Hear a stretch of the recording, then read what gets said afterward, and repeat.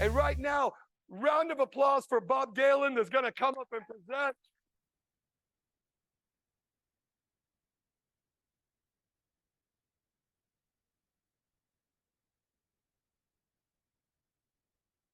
We got our water bottles and everything.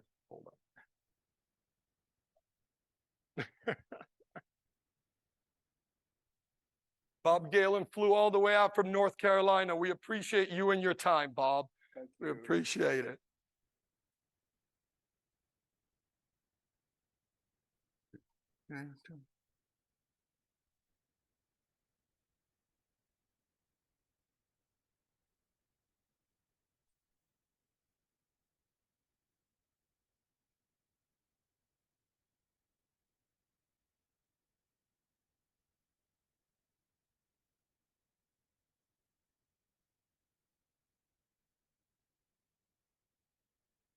Right. Morning, everyone. Hey, I'm inspired by Max. Remember, everyone said you're starting an AI group, right? So I'm going to compete with the AI group. I'm going to have the curmudgeonly meetup group who's going to deny that AI is going to disrupt anything. So join. So the few of you who want to stick your heads in this boldly, stick your heads in the sand, please join me on my anti-AI group. No, I'm kidding. I'm struggling. I'm personally struggling with AI. So Max rang me. He reached out to me, and he gave me the theme. And I have to be honest. So I heard like growth mindset, and my stomach sort of dropped. I'm like, what the hell do I do with growth mindset? I mean, I get it, but it's like as a keynote talk, what do I talk about? And he's like, you really have to weave it into the theme. And it didn't, I mean, it connects with me. I get growth and I get mindset, or mindset and growth, or whatever, but I needed an equation of some sort. I needed a connector for me. And the connector for me was resilience, if that made sense to everyone. So I was talking about, so like mindset plus growth equals resilience. So those are the three themes that I want to weave together today for you all. I'm going to tell you some stories, some quick, hopefully fast stories, or stories of anti-stories or pro stories. So there's going to be some stories of what not to do from that mindset point, and then some of what to do. But I want to thank Max and everyone here for inviting me in, and I want to thank you for being here. So let's go along for this ride and see what happens. So everyone online, I want you to, the Zoom folks, I want you to do a chatterfall in chat if you can. And I want you to, so when I say mindset, what do you think of? And so please chat, just type in some terms in chat and observe what's emerging. In here, I just want to get some reactions. I know I could use Menti. I was going to use Menti. If you're familiar with Menti, and I said, no, I'm anti-technology, so I'm not going to use Menti. So I'm just going to do something like talk to people. Can I do that? So I can talk to people. So maybe I can do that. So anyone, what goes through your mind? Give me some terms. Just raise your hand and shout, yes. Beliefs. Okay, cool. I love that. Anyone else? Yes. Feud. Oh, got it. All right. Yes, sir. Values. Anyone else? Perspective. I love that. Oh, back there. Perspective. Oh, are you sure I thought you might be caught. All right. All right. I'll take that. Yes. Attitude. Sir. Principles for reason. It's only one term. You broke the rules. Sir. Perception. Strategy. Way back. Framing, like house framing. Oh, okay, I'm with you. Two more. Yes, sir. I couldn't hear you. What? No, I'm serious. I'm kidding. I wasn't concentrating enough. Concentration. One more. Yes. Possibilities. Oh, I love that. So I came up with 5. And yours trump mine. But one I came up with was open, of being open. A few years ago, or more than a few years ago, a program chair for a conference. I was speaking at this conference for a number of years. So it's sort of an industry conference. And the program chair invited about 10 speakers to a dinner. And she said, I want ideas where, attendance is okay, but we want to grow it. And I want ideas. I want to make it different. I want to make the conference different. And they provided food. So I was there. I was like, yes, free food, free, and it was a nice dinner. And we're all there. And the speakers are around and we're all, having a good time, for good food, good drinks, good people. And then we started, she's like, what are your ideas? And it's almost like we fought. We fought for the first idea. And someone came up with the idea. And she was like, no, she's like, I like it, but we did that in 1982 or something, some date like far away, and it didn't work out very well. So, nice idea, but whatnot. And that was great. Another idea popped up, and another idea popped up. And she kept shooting those ideas down for valid historical perceived actions. And guess what happened to the ideas in the room? Anyone? They stopped happening. So she was closed.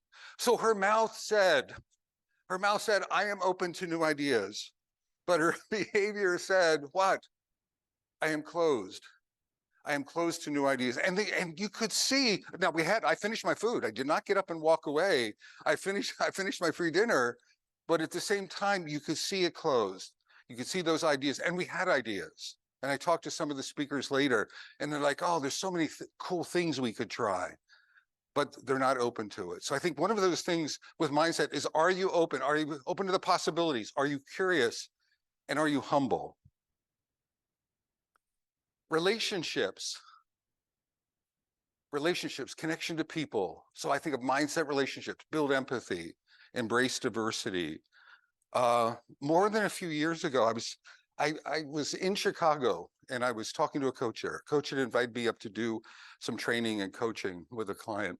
And we were talking at dinner. There's maybe a common theme here. So I was at dinner again with him, and we were talking, and he was talking about how challenging it was to coach leaders. And I may be telling you stories that are dated or that are coaching centric, but I want you to normalize them to your context. There's some general themes in each one of these little snippets that I want you to personalize for yourself. And I hope you do that. I hope you see through the story. And he was like, I'm struggling with these leaders. They're not getting it. They're not coachable. And he used they a lot. They're not coachable. They're pointy headed. They're paying me big bucks, but they're not working it. And I said, well, how much do you know about the clients? And how much leadership have you done? And do you know how tough it is? Have you built up empathy? Have you walked in their shoes at all? And he immediately got started, what are you saying? I can't coach leaders? And I'm like, no, because he was buying my meal. So I didn't want to confront him too much. So I'm like, no, I'm not saying that at all. But what I'm saying is empathy is a critical thing, or connection or relationship to me is connecting to whoever you're trying to coach or who you're trying to influence. Then he did something. So we agreed to disagree and we parted ways. But a few weeks later, he met with some leadership clients, and he said, one of my suggestions was follow them around. Not in a lurking way, but follow them around and try to understand what a day in the life of that leader is. Try to look at the world from their perspective. And he did that. And then start using that to build relationships, not what you want them to do, but what do they need you to help with. So really deeply understand them. And he did that, and it started pivoting his coaching. So he worked from a position of relationship building. I think very too often we want to do something. So him as a coach, he wanted to coach. Sometimes it takes a step back. And I know some of you are thinking, well, I don't have time for relationship building, right? I have to scrum master a team. We have to produce stuff.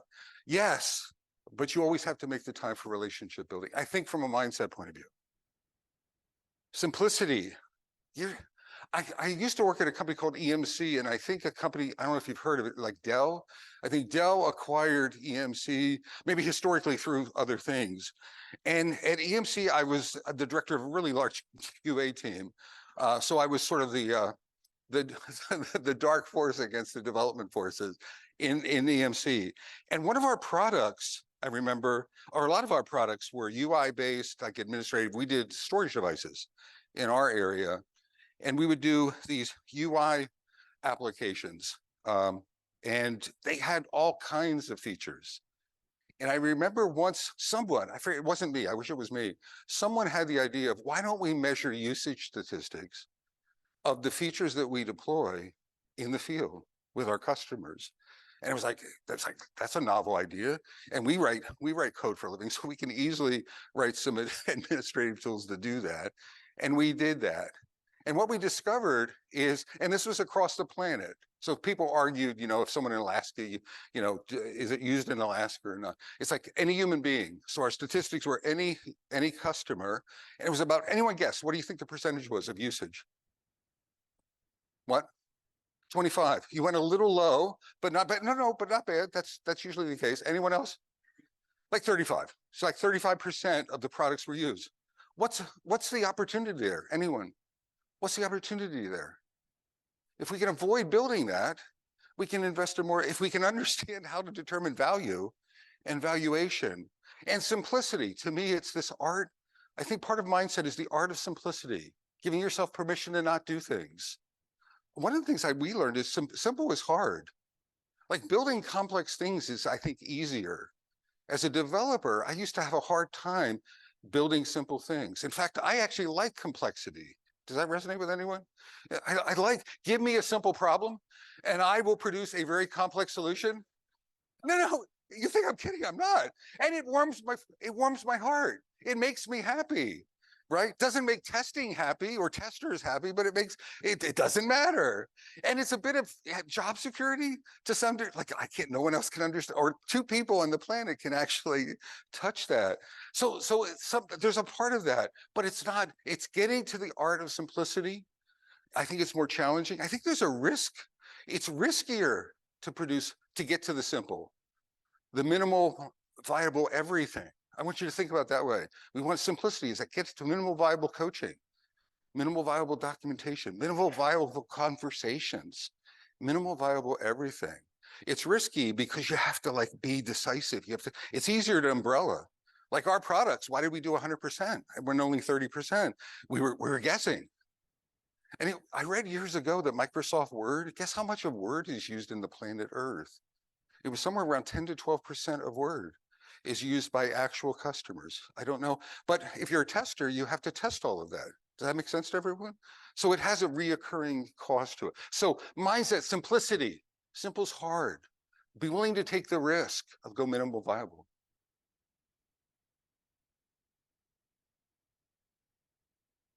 I teach Agile leadership classes. And I used to teach something called the Certified Agile Leadership with the Scrum Alliance. And now I'm teaching an IC Agile class, kind of an equivalent class. And I taught Cal classes from 2017 to last year. So maybe, 5 years, 6 years. And inevitably in every class, the conversation would be, we could be Agile if only they were Agile, if only they gave us the permission, or if only they would behave properly. Everyone understand? And I would look up in an in-person class. I'd be looking at the ceiling. Is there something up there that they're looking at? Right? And I'm not kidding. I'm like, it was they. And I hear this conversation. How many people have said that? That's right? Anyone? How many people heard it in an organization? A lot of hands. Online, raise your hands. You can't just hide behind Zoom. You have to engage. So, and engage in chat as well. So it's that they, and what I'm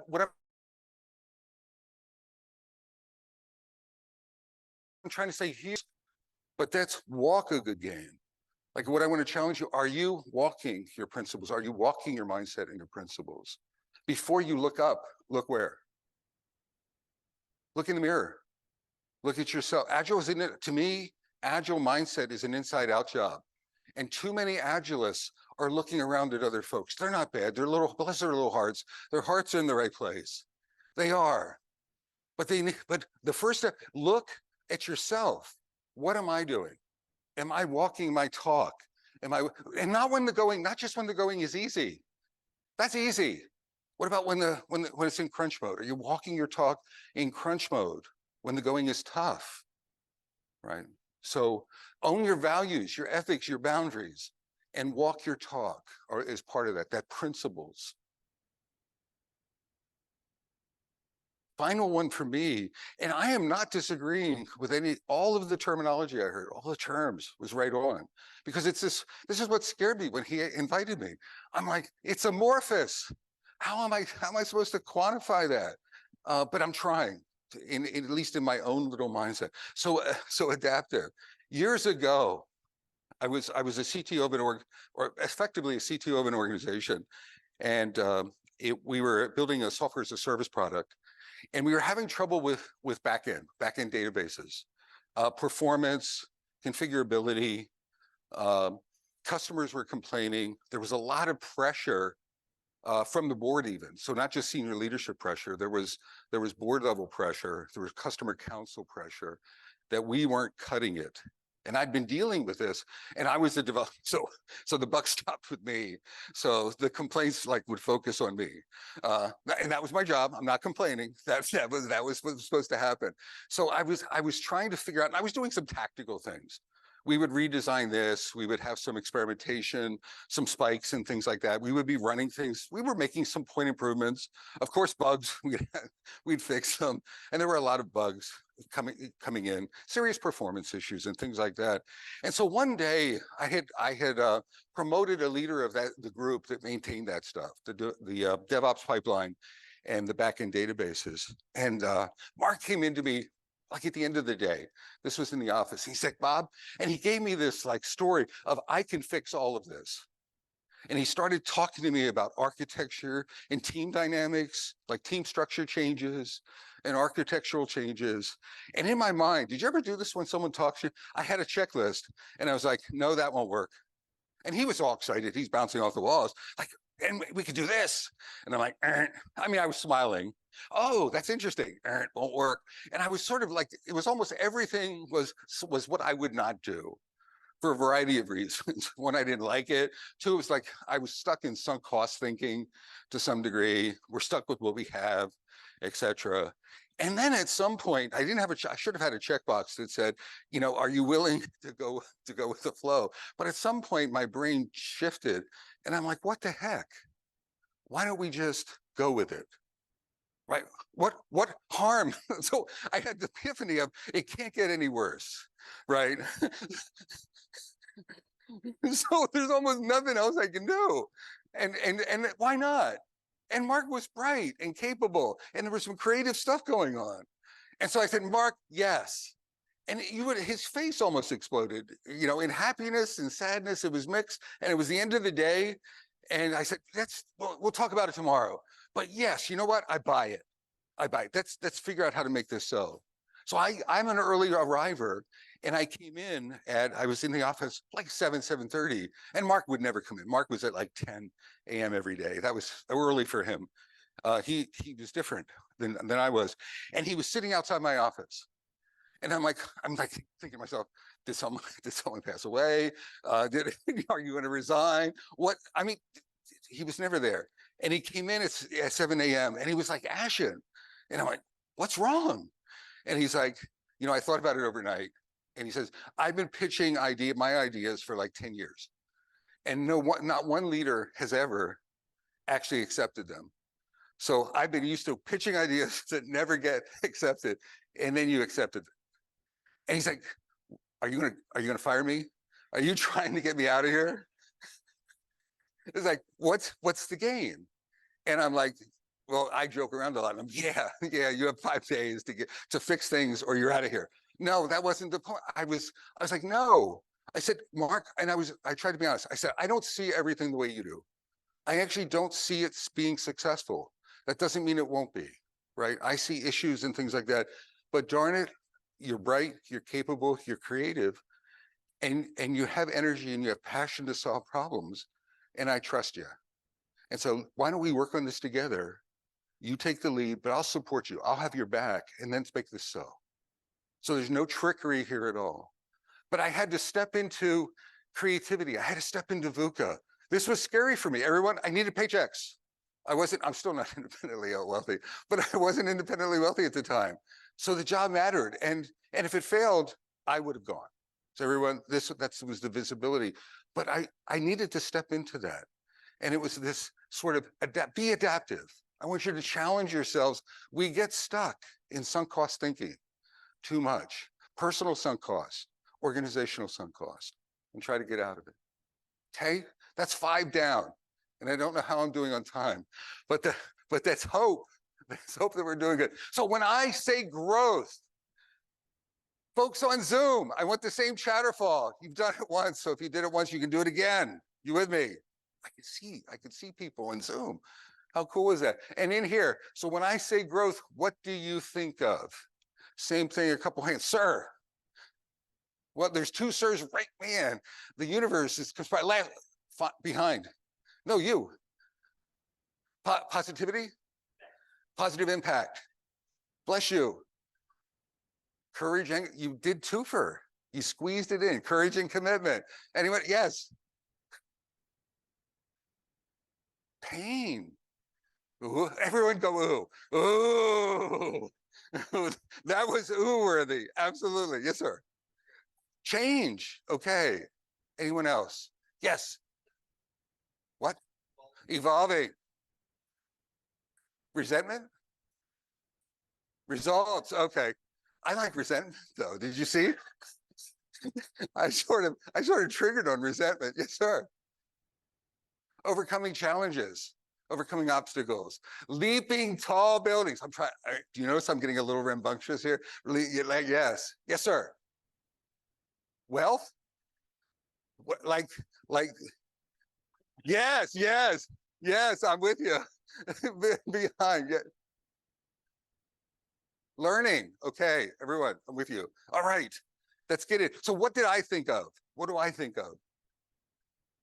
First one, to me, I really like this ikigai. It's a Japanese metaphor. A lot of you probably heard it. I'm not going to, don't take my definition, look it up, or take another consultant's view. But to me, it's like reason for being, or it's my purpose, is my ikigai, and it's a multi-dimensional purpose. So I think part of growth is figuring out what is your purpose. Like you can grow in good directions or not so good directions, if that makes sense. So what is it? Creating directional awareness. I interview a lot of Scrum Masters, and not that that's my job, but over the years, over the decades, I've met lots of coaches and lots of Scrum Masters. Maybe 80% of the Scrum Masters I meet shouldn't be doing their job. They're not skilled. They're not. That doesn't mean they can't be Scrum Masters. That means that they are underskilled as Scrum Masters.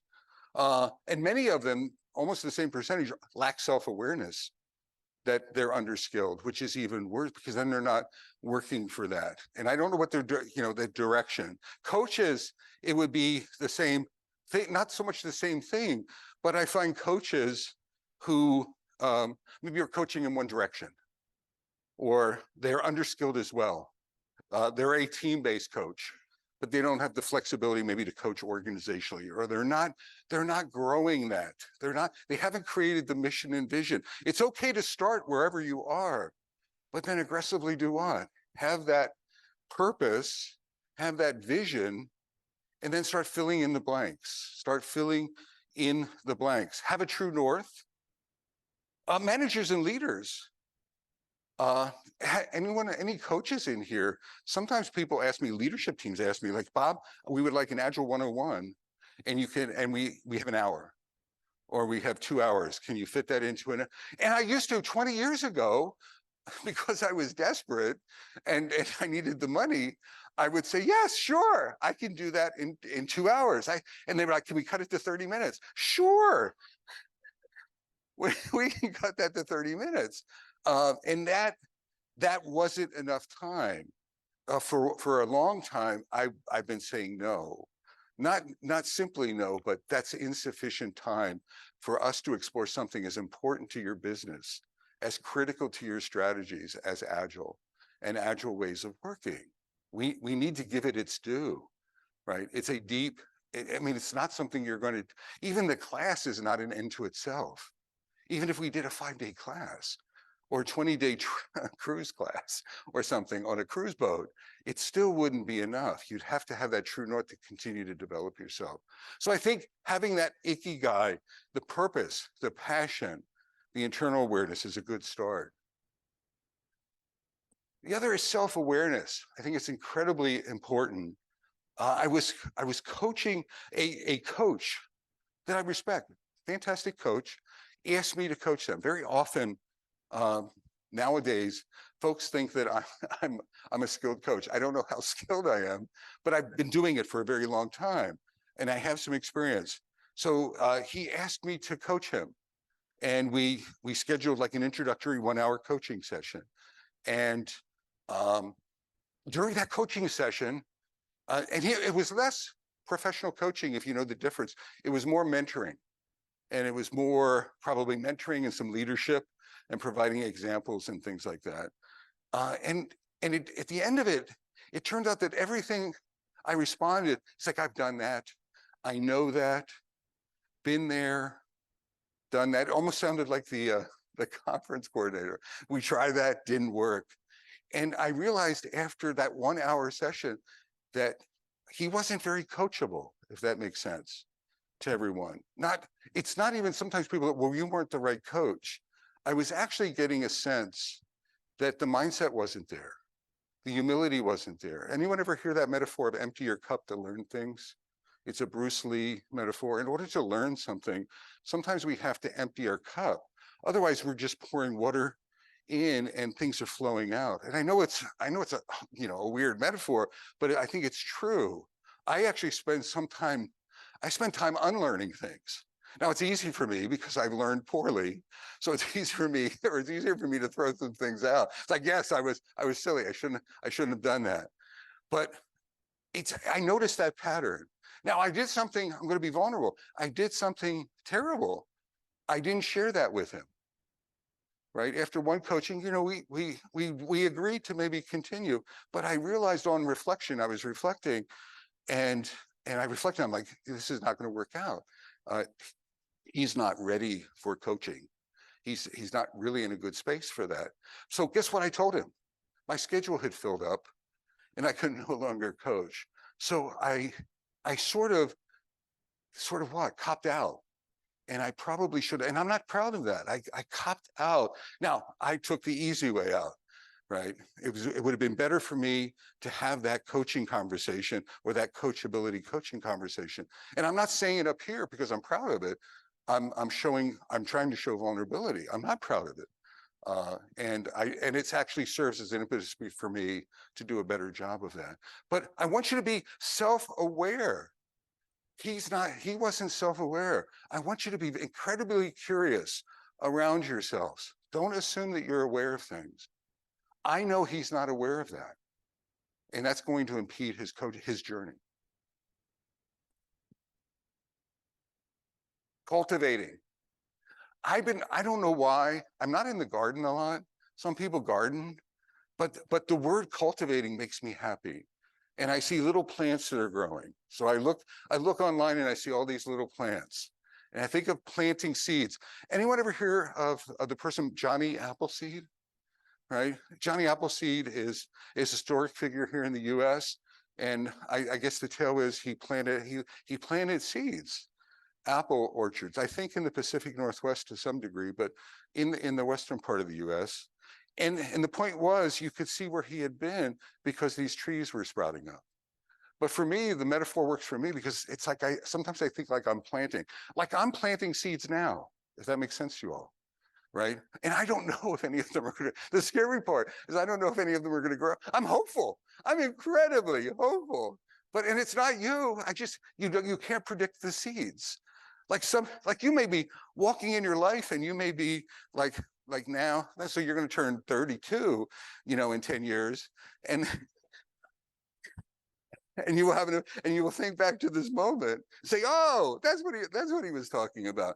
The story I think of for me, the seed planting story is one. There was a young woman that I worked with at one company, and she was an engineer in our DevOps group. And she was I'm introverted. She was more introverted than me. So I worked with her for like 3 years. Again, I was a leader, maybe levels above, but I knew her, and we had maybe said 10 words in 3 years. or 20 words in 3 years. So not a lot of conversation. Wonderful work. She was technically brilliant. We just hadn't talked much. So then maybe, I don't know how many years later, I was invited to Red Hat. If anyone's ever heard of Red Hat is acquired by IBM. And she was working at Red Hat. I didn't even realize she was there. And she was in a management role there. And they invited me in to talk about Agile. Sort of what does it do? What's the business case? They wanted someone to punch around to convey, you have to prove it to us. You have to sell it to us. So I was going to do some of that. And it was funny. I'm in this room with some senior execs, so quite a few senior execs in a large conference room. And I started to do my spiel or started to meet whatever, trying to help them understand what it is and what it isn't.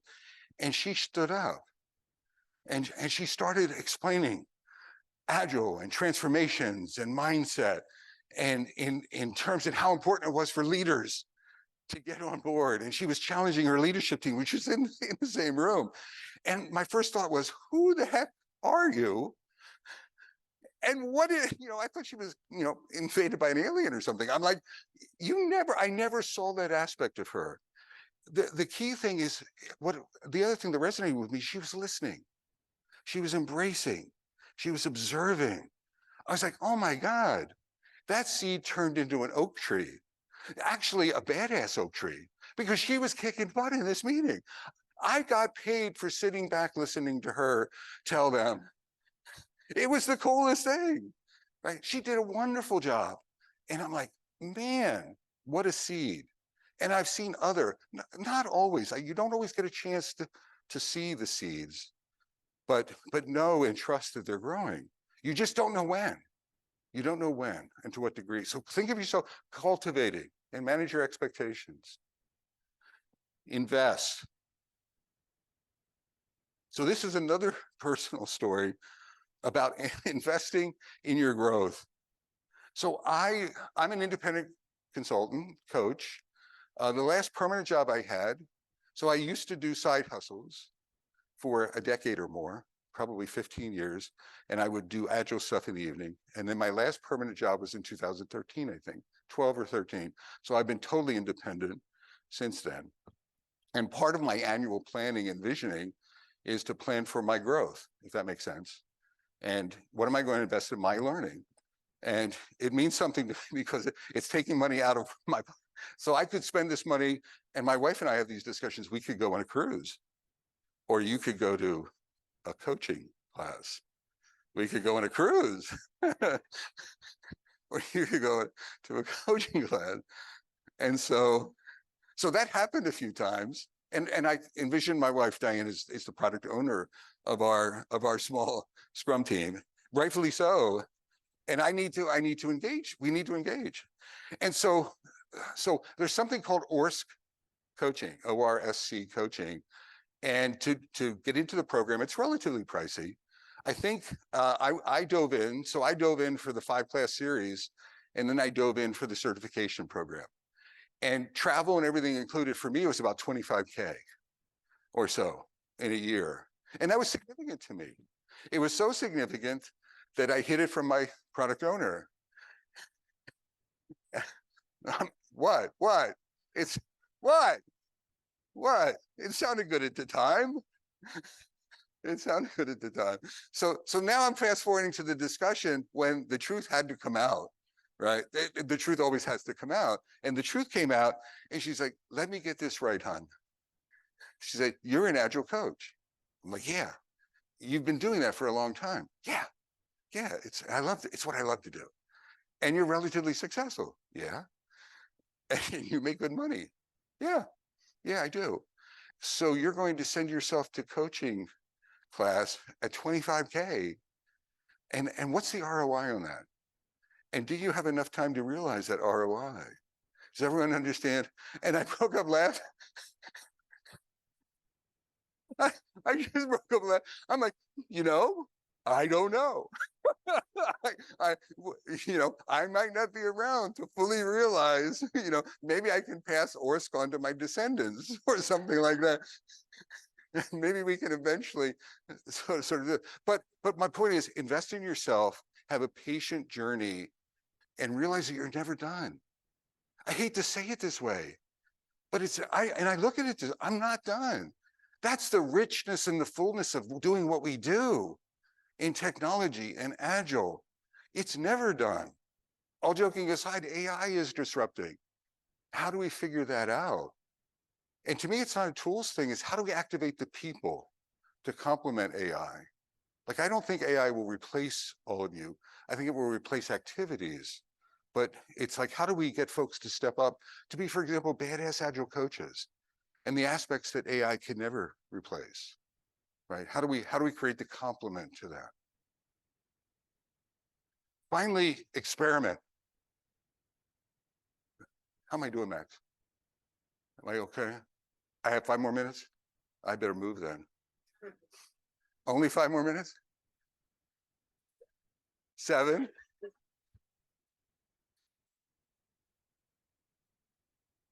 So this is going to go. So experiment. Just trust me. So one experiment, quick story. A friend of mine, Eric, and I submitted to conference to do a co-presentation in 1999. It was my first presentation. Backstory is I'm a flaming introvert. I'm a strong I. We were actually joking about it. We submitted it almost as a lark. Good news. Good news, bad news, they accepted. We flew out to San Diego. Eric and I got on stage. Bad news, they gave us the big stage. Bad news, everyone was in the audience. We were talking about something called the personal software process. If anyone's ever heard of Watts Humphrey is a sort of an old process. He's no longer with us, but he talked about something called the CMM. If anyone's ever heard of the capability maturity model, he was part of the genesis of that. He was in the front row, and we were talking about his baby. Eric and I got through it. I don't remember what I said. I don't remember where I was. No, I don't remember anything. I remember surviving. It was an experiment for us. Eric has never talked in public since then. Ever. I, on the other hand, am pretty sure to be up here. I just wanted to keep experimentation. Dogged experimentation. Resilience. Online, do the chatterfall. In here, just a couple. What do you think of when I say resilience? Anyone? Resilience, yes. Recovery. Anyone else? Strength. Grit. Who said grit? I just want to make grit. Party? Okay. The next step. One more. Dedication. Here's what I think of. I think of self-care. I'm reducing my stories. In 2001, I was laid off. There was a telecom bubble burst. I was working for Lucid, Bell Labs. I was a leader there. I was laid off. It was one of the most impactful events in my career. I thought I'd hit the mother lode working for Bell Lab. I thought I was going to stay there forever. And then I was put on the street, and thousands of people were put on the street. So it was incredibly hard. And to me, that's a fundamental. I incorporated then. I started writing books then. I started doing brand building then. In 2018, I suffered a mini stroke, a TIA. I was actually on the road a lot doing conferences. I was over traveling, over stressing. I was actually at a conference and I had to get like sort of shipped back home to see folks. I didn't pay attention. So I had 2 events because I wasn't listening to the doctor. The point is self-care. I want you to take care of yourself. Part of resilience is taking care of you. And it's not just exercise and walk in the woods and meditation. It can be those things, but it's also education. It's also battery charging. It's also being aware of your time and energy and managing your multitasking. Everyone with me? You are central to your resilience, and you don't know what the future is. I didn't want to bum you out with those personal negative events. I want to inspire you to be ready for life is going to hit you. What is the Tyson? Everyone has a plan until someone punches them in the face, right? I want you to be prepared for that. Resilience is that preparation. Grit sounds so much nicer. Resilience is that preparation for that. Reflection. I want you to become a reflection artist. I want you to think back to what you're doing. When I moved to North Carolina years ago, I was at a job for 10 years. And I moved to North Carolina, and I'm a reflection, sort of a holic, and I was reflecting back. And what I realized is that I had gotten pickled in that environment, meaning I sort of succumbed. I lost a bit of myself to the culture instead of being aware of it. I only was aware of it, and I wasn't bad. I was promoted. I was doing well professionally, but I didn't realize what the culture had done to me. I had lost some of my leadership dynamics. I lost some of my I lost some of my boldness and my courage. And I reflected back on that, and I looked at it. So I want you to reflect back. I want you to reflect on yesterday. This is where journaling would be helpful. A stand-up you had yesterday, a meeting you had yesterday, a conversation, an interview that you had that went well, that went poorly. Reflect on it. What went well, and learn from that. Network. Right around the beginning of COVID, I formed this lean coffee group called the Moose Herd. The Moose Herd, you can join the Moose Herd. If anyone wants to join the Moose Herd, there's nothing wrong with moose. They're large, but they're friendly. So the Moose Herd is a lean coffee. We meet twice a week, sort of a modified lean coffee. Pretty safe environment. It's been running for maybe 3 years now or more. A bunch of people come, and we do sort of some round robin coaching, etc. What I found is I get more from the Moose Herd than the Moose Herd gets from me. I started it, but I learn from it. I get challenged from it. I get ideas. There's the joke that I write I write blogs based on conversations in the Moose Herd, and it's true. I get so much inspiration from that. I see people the Moose Herd helps folks find work. It's a place, it's a safe place for a community, for a network, to create trusted partners. And you grow and weed. Like if you have negativity in your network, in your community, then sort of discard it. Everyone with me? Like decide who you surround yourself with, right? Surround yourself with the folks that love for you, care for you, support you, right? And do that. And then pay it forward if you can. How many people here are comfortable? I'm almost afraid to ask, but I'm going to anyway. How many people are uncomfortable asking for help? No one. So I am. I'm uncomfortable asking. I'm Bob Galen, and I'm a helpaholic. I do not. Now, giving help, if any of you need help, guess who do you come to? Me. I love giving. No, I do. Not all of you, right after this, please. There's only so much help in the world, right? Remember self-care. Remember self-care. But so giving it, I'm incredibly comfortable. Asking for it and taking it. What I want to suggest to all of you in your journals or in notebook, I want you to keep some burn up, burn down, or what I call like helpometers or asterisk. I would like all of you to create a giving helpometer in your journal. Your sample rate is yours. Yesterday, a day, maybe weekly. How many times this week did I help someone? How many times this week did I ask for help? How many times this week did I fail or a mistakeometer? And how many times this week did I say, I don't know? Everyone understand what I'm saying? I want you to sort of track it, and I want you to improve, meaning ask for help more, or make more mistakes, or try to take more risks, etc.